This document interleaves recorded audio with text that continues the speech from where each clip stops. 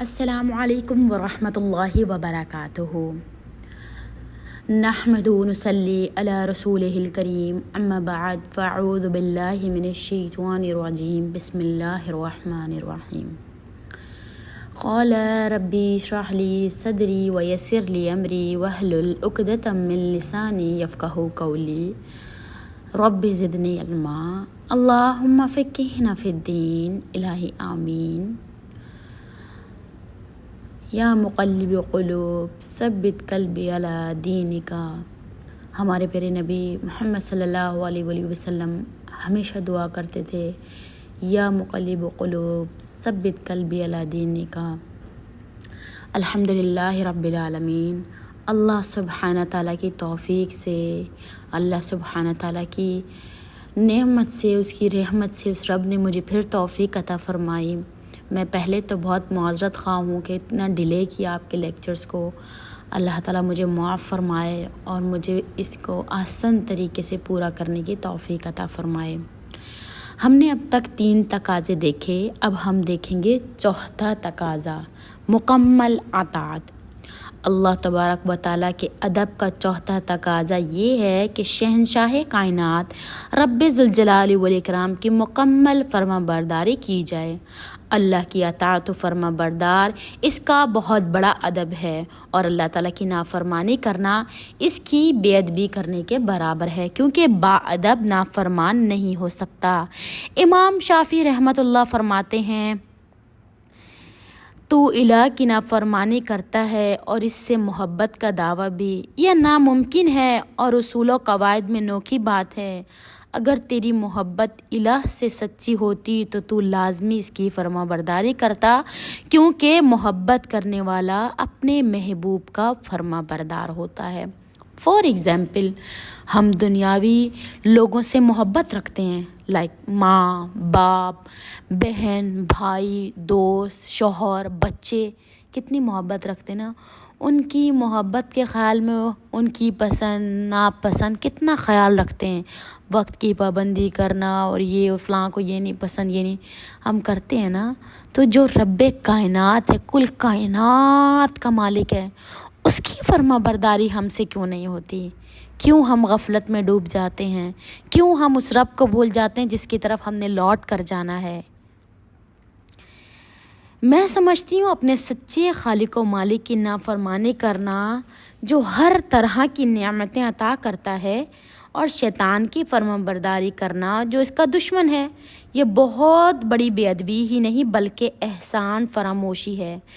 رحمتیں، برکتیں اور کامیابیاں رب دے اور کہنا شیطان کا مانا جائے، یہ انصاف کا خون کرنے والی بات ہے، اور ایسا بے ادب اور ظالم کبھی نجات نہیں پا سکتا۔ کئی لوگ جوش و جذبات میں آ کر جائز غلط بلکہ حرام کاموں کی نظر مانتے ہیں، بلکہ آج کل تو شرکیہ نظر ماننے والوں کی تعداد بھی کم نہیں، جبکہ سیدنا محمد مصطفیٰ صلی اللہ علیہ وسلم نے اللہ تعالیٰ کا ادب سکھلاتے ہوئے بیان فرمایا، جس نے اطاعت الہی کی نظر مانی ہو اس کو پورا کرے، کیونکہ نظر ایک طرح کا وعدہ ہے، اور خیر کا وعدہ نظر کی صورت میں نیکی و اطاعت کرتے ہوئے ضرور پورا کرنا چاہیے۔ اور جس کسی نے اللہ تعالیٰ کی نافرمانی کی نظر مانی ہو وہ اللہ کی نافرمانی نہ کرے بلکہ قسم کا کفارہ ادا کرے، کیونکہ نافرمانی حرام ہے، اور یہ اللہ سبحانہ تعالیٰ کی ادب کے خلاف ہی نہیں بلکہ صریحاً بے ادبی ہے۔ میرے اور آپ کے محبوب و مرشد سیدنا محمد مصطفیٰ صلی اللہ علیہ وسلم اللہ تعالیٰ کے کمال درجے کے فرما بردار تھے، اور اللہ کی زمین پر اللہ تعالیٰ کا سب سے زیادہ ادب کرنے والے تھے۔ آپ صلی اللہ علیہ وسلم کی زندگی کا لمحہ لمحہ اطاعت الہی کے سایہ میں گزرا۔ آپ صلی اللہ علیہ وسلم نے دشمنوں کی طعنہ زنی، سرکشی، حالات کی تنگی و ترشی اور کٹھن سے کٹھن موڑ پر بھی اطاعت الہی سے ذرہ برابر انحراف نہ کیا، بلکہ اس کی اطاعت و فرمانبرداری کے دامن کو ہی پکڑا، اور ہمیشہ مزید جذبہ اطاعت کی دعا مانگتے رہے اور نافرمانی سے ڈرتے ہوئے اس سے پناہ کا مطالبہ کرتے۔ قرآن مجید میں ہے کہ کفار نے آپ صلی اللہ علیہ وسلم سے مطالبہ کیا کہ اس قرآن کی جگہ کوئی اور کلام پیش کرو، کوئی اور قرآن لاؤ، تو آپ صلی اللہ علیہ وسلم نے صریحاً انکار فرماتے ہوئے ارشاد فرمایا، مجھے یہ حق نہیں کہ میں اس کو اپنی طرف سے تبدیل کر دوں، میں تو صرف اللہ تعالیٰ کی وحی کا پابند ہوں۔ اور مزید فرمایا، انی اخاف ان عصیت ربی عذاب یوم عظیم، اگر میں اپنے پروردگار کی نافرمانی کروں تو میں بڑے دن کے عذاب سے ڈرتا ہوں۔ یعنی میں حکم الہی چھوڑنا تو درکنار، نافرمانی تو ناممکن، ذرہ بھر آگا پیچھا بھی نہیں کر سکتا۔ یہاں میں ایک بات کرنا چاہتی ہوں کہ امام المرسلین صلی اللہ علیہ وسلم نے قرآن پاک میں تغیر و تبدل کرنے کا مطالبہ ہوا تو آپ صلی اللہ علیہ وسلم نے فرمایا، مجھے قیامت کے عظیم دن سے ڈر لگتا ہے کہ اگر میں نے نافرمانی یا حکم عدلی یا اس میں کوئی کمی بیشتی کی تو میرا پروردگار مجھ سے ناراض ہوگا۔ مگر افسوس کہ آج کی امتی نے دین کو موم کی ناک بنا رکھا ہے، جس کا جیسے جی چاہتا ہے دین میں اضافہ کرتا ہے اور جو چاہتا ہے دین کے فرائض کا انکار یا ان کی غلط تعویل کرنا شروع کر دیتا ہے۔ اور آج کل کئی لوگوں نے نام و نہاد رسومات بدعات میں قوم کو مبتلا کر کے ان کو سچے دین کی دولت سے محروم کر رکھا ہے، اور وہ اپنی خرافات و رسومات میں اس قدر مست ہیں کہ حق سننا اور سنت اپنانا ان کے لیے پیالہ زہر سے زیادہ مشکل ہے۔ دعا ہے کہ اللہ تعالیٰ اس قوم کو حقیقی دین اسلام کے نور سے منور فرمائے اور شرک و بدعت اور رسومات و خرافات کی دلدل سے باہر نکالے، آمین ثم آمین۔ تو اس آیت سے صاف ظاہر ہوتا ہے کہ رسول اللہ صلی اللہ علیہ وسلم اللہ تعالیٰ کی نافرمانی سے اور قیامت کے دن کی سختی سے حد درجہ ڈرا کرتے تھے، لیکن آج ہم ہیں کہ بڑی بڑی بغاوت، سرکشی اور نافرمانی کرتے ہوئے کبھی ہمیں خیال نہیں آیا کہ ہم اللہ تعالیٰ کی بے ادبی کر رہے ہیں۔ اگر یوں ہی عمر گزر گئی تو قیامت کے دن ذلت کا سامنا ہوگا۔ آئیے میں آپ کو محبوب کائنات سیدنا محمد رسول اللہ صلی اللہ علیہ وسلم کی بے مثال لاجواب بہترین دعا سناتی ہوں، جس میں آپ صلی اللہ علیہ وسلم اللہ تعالیٰ سے اس کی فرمانبرداری اور اطاعت کی دولت مانگا کرتے تھے۔ سیدنا ابن عباس رضی اللہ عنہما فرماتے ہیں کہ آپ صلی اللہ علیہ وسلم یہ دعا کیا کرتے تھے، اللہم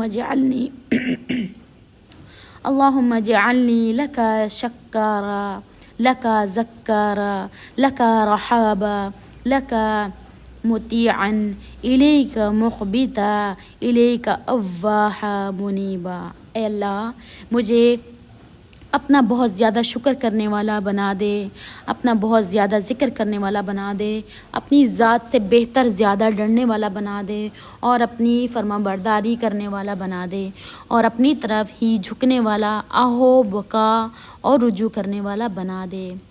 یہ ہے دعا اور پکار مصطفیٰ صلی اللہ علیہ وسلم کی دعا کہ ایک ایک حرف سے جذبہ اطاعت اور شوق و فرمانبردار کی کئی کرنیں پھوٹتی ہیں، اور آپ صلی اللہ علیہ وسلم کی سونے کی دعا، تہجد کی دعا اور نماز کی دعاؤں کو پڑھ کر معلوم ہوتا ہے کہ آپ صلی اللہ علیہ وسلم کس طرح جذبہ اطاعت الہی سے سرشار تھے، کس طرح رو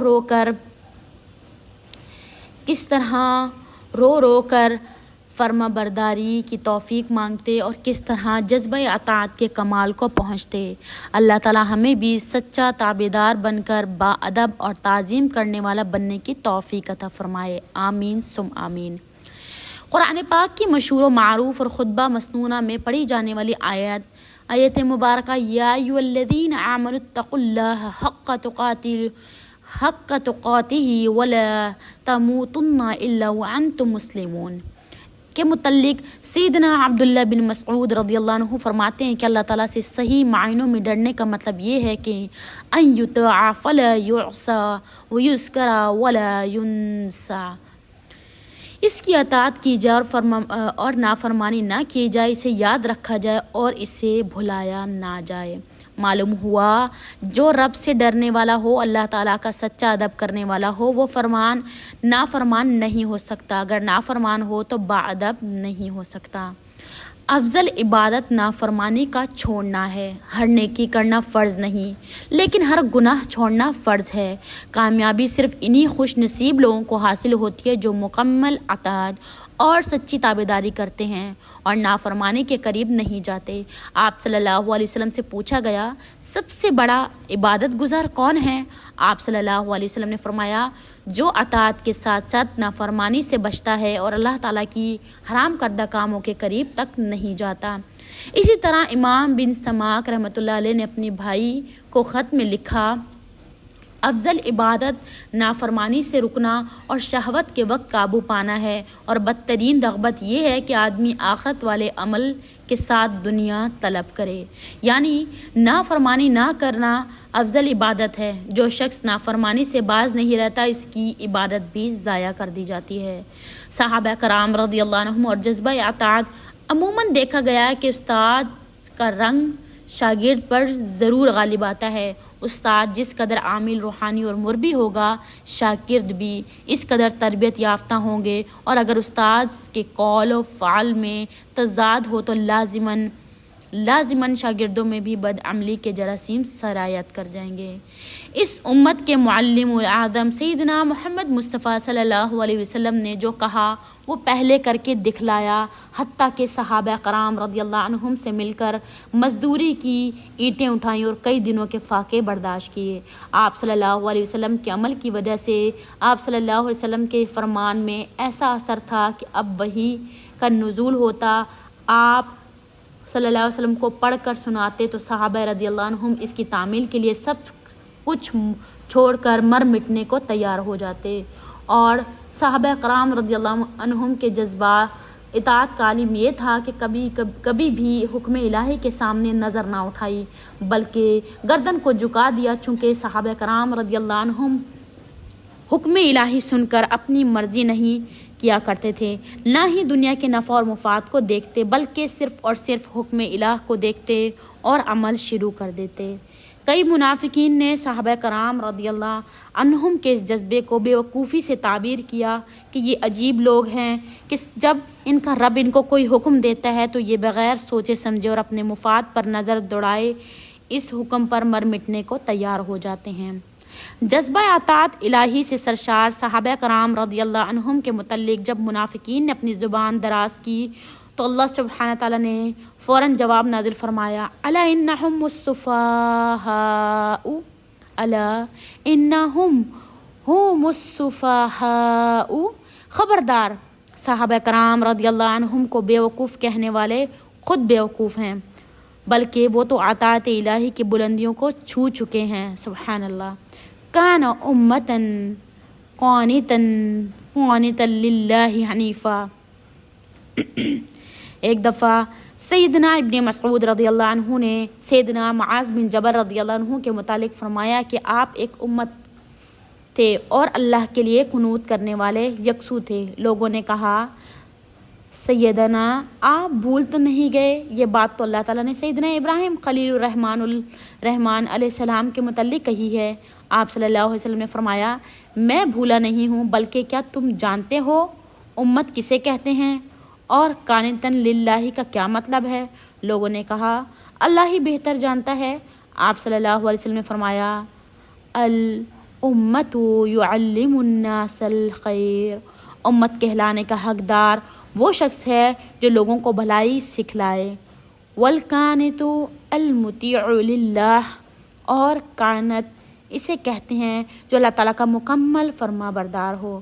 وکان معاذ یعلم الناس الخیر ومطیعا للہ ورسولہ، اور معاذ رضی اللہ عنہ لوگوں کو خیر بھی سکھلاتے تھے اور اللہ اور اس کے رسول کی تابعداری بھی کرنے والے تھے۔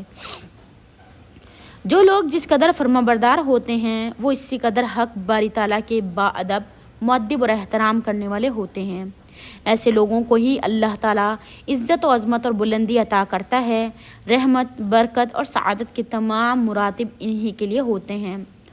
اگر نہ جو نافرمانی کرتے ہوئے اس کی ذات کی بے ادبی کرے وہ رحمت الہی سے محروم ہو کر صراط مستقیم سے بھٹک جاتا ہے اور حد درجہ گمراہ ہو جاتا ہے۔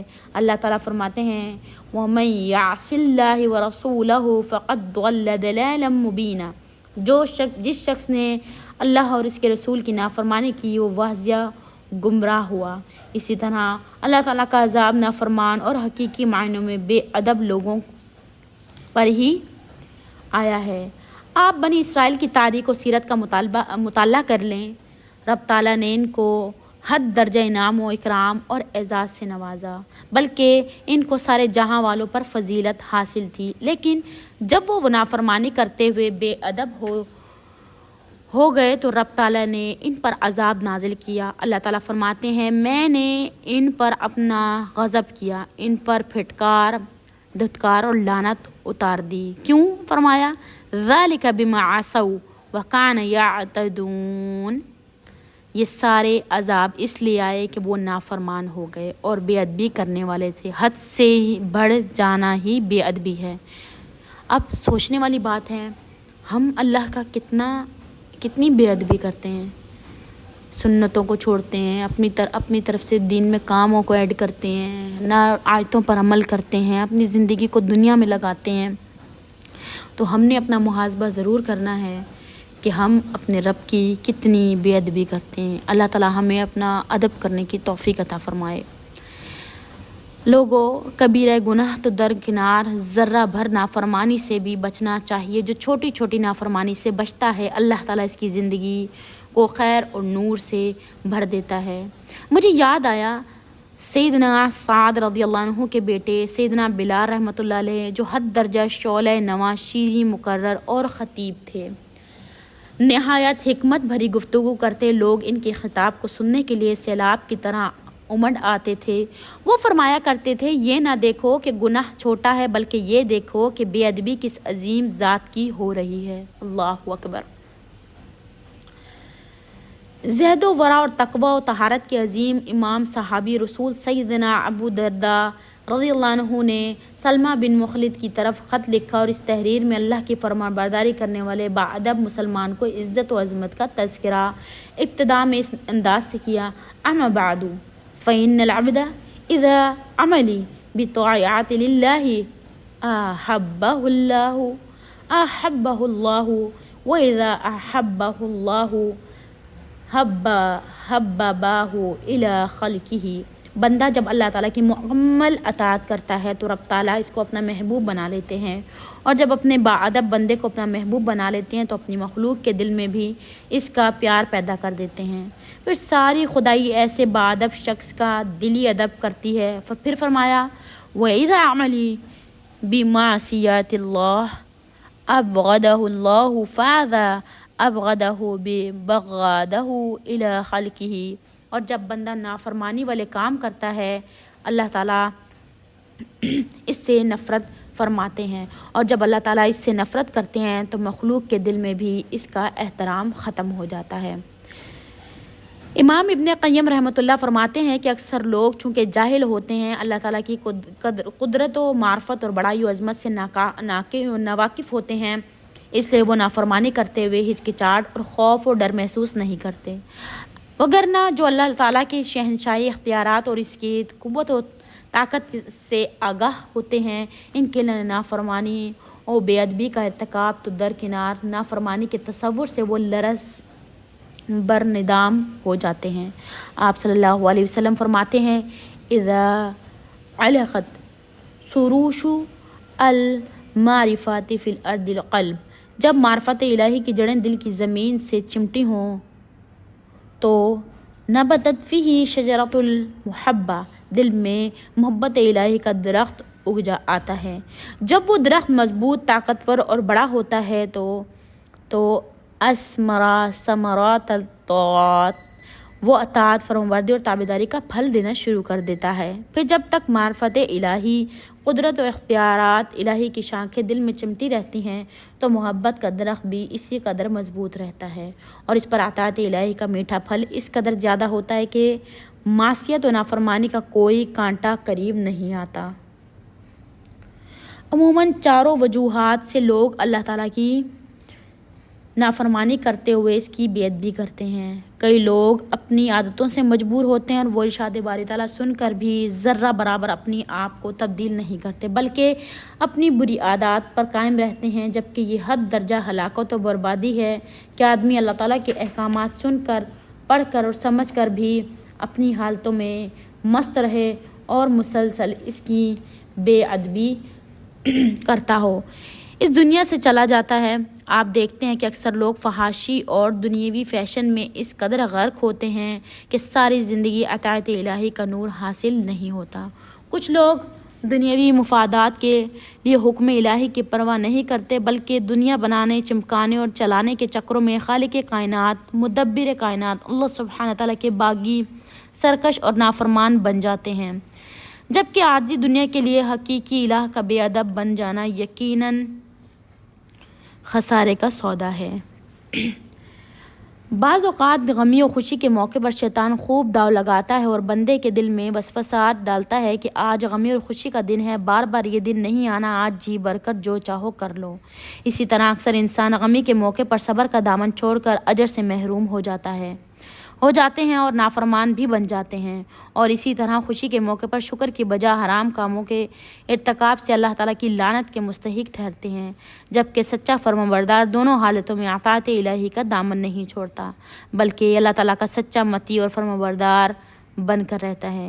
آپ صلی اللہ علیہ وسلم ایک فکر انگیز مثال سے وضاحت کرتے ہوئے فرماتے ہیں: علمت قلبک فہو یترک شہوتہ فی تناول ما سادہ احتراما لنعمتک وخوفا من سطوتک وکم علمک معلم الشرع وانت لا تقبل۔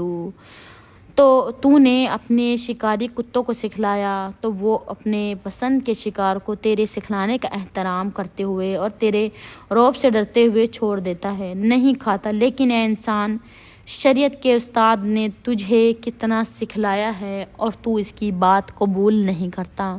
یعنی وہ حیوان ہونے کے باوجود تابعدار ہے، وہ نجس ہونے کے باوجود فرمانبردار ہے اور اپنے مالک کا ادب و احترام کرتا ہے، مگر تو انسان ہو کر رب تعالیٰ کی اطاعت اور فرمانبرداری اور اس کی فرمانبرداری کی پرواہ نہیں کرتا۔ اللہ اکبر۔ بارگاہ الہی بانی میں عاجزانہ التجا ہے کہ وہ ہمیں اپنی معرفت محبت نصیب فرمائے اور ساری زندگی اپنا ادب و احترام اور اطاعت کرنے کی توفیق عطا فرمائے۔ کسی نے کیا خوب کہا ہے: نافرمانی کی زندگی سے فرمانبرداری کی موت 1000 درجہ بہتر ہے۔ بے ادبی کی زندگی سے باادب مر جانا سعادت و رحمت ہے۔ اللہ تعالیٰ سے دعا ہے کہ جب ہمیں موت آئے تو ہمارا چہرہ نافرمانی کے بدنما دبوں سے پاک ہو اور اطاعت الہی نور سے چمکتا ہوا نظر آئے۔ آمین ثم آمین۔ اراک امر ان ترجو من اللہ افوہ وانت علی ما لا يحب مقیم فحتی متی تعصی ویعفو الی متی تبارک ربی انہ الرحیم۔ الحمدللہ ہم نے اللہ کی توفیق سے چوتھا تقاضا بھی دیکھا۔ اللہ تعالیٰ ہمیں اس پر عمل کرنے کی توفیق عطا فرمائے۔ اللہ تعالیٰ ہم لوگوں کو جیسا رب چاہتا ہے ایسی زندگی گزارنے کی توفیق عطا فرمائے۔ اللہ تعالیٰ ہمارے لیے بہت آسانیاں فرمائے اور اللہ تعالیٰ ہمیں اپنا ادب و احترام اور اپنی فرمانبرداری کرنے کی توفیق عطا فرمائے۔ اللہ تعالیٰ ہمیں قیامت کے عذاب سے بچائے اور ہماری مشکلوں کو آسان کرے۔ جزاکم اللہ خیرا کثیرا۔ سبحانک اللہم و بحمدک، اشہد ان لا الہ الا انت، استغفرک و اتوب الیک۔ السلام علیکم ورحمۃ اللہ وبرکاتہ۔